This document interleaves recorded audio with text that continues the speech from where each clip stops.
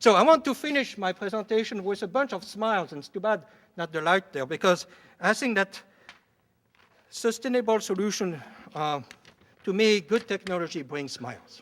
Good solutions bring smiles to especially the children who are suffering the most.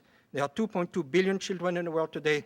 50% of them essentially are below the poverty level. This, to me, is a crime against humanity that is perpetuated in this place over and over and over again. Enough is enough.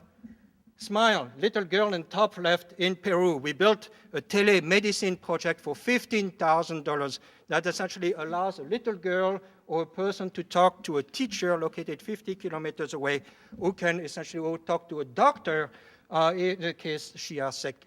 This is the field of telemedicine, teleeducation, teletechnology. This is high-tech, and the system there can easily be implemented at a small cost of $15,000. You are saving lives there by the million with small projects. I'm not talking about $15 million.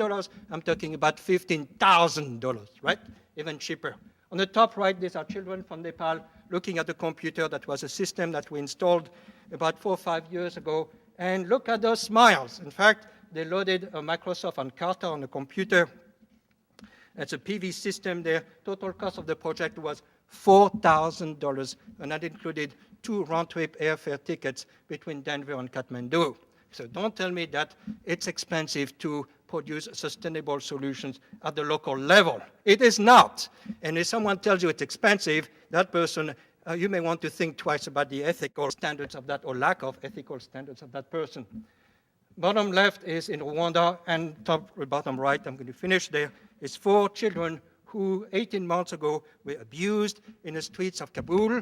They were selling their bodies in the street of Kabul, who now have a job. In fact, at the end of 1 year, they get a certificate. They are professional, essentially briquette makers. They are proud. We have a graduation ceremony. It may not mean too much to us, but for a child that has been abused in the streets of Kabul, this means a lot. And those children, essentially, along with the concept of vocational training, can make the world a better place. One of those 4 there, I love the smiles because they remind me what is great engineering, what is great poverty reduction. And by the way, I don't see so many smiles at the UN.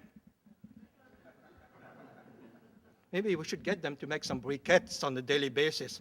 That may change their mind and get their hands a little bit dirty.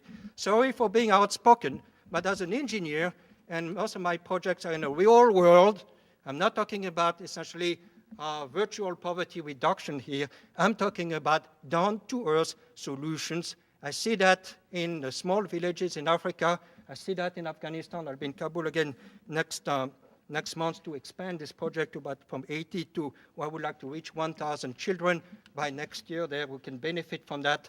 There are also projects, like we have a project called Light in a Box, small box, 20 bucks, 20 days of work for someone in Afghanistan, providing essentially 3 good light bulbs, and essentially a small solar panel and a small battery. Can we do it? Of course we can do it. And a great distribution system, creating essentially jobs, it can be done. Again, the problems are there. So here's finishing my presentation from a quote from Gandhi, and take it very seriously. We need to be the change that we want to see in the world. Thank you.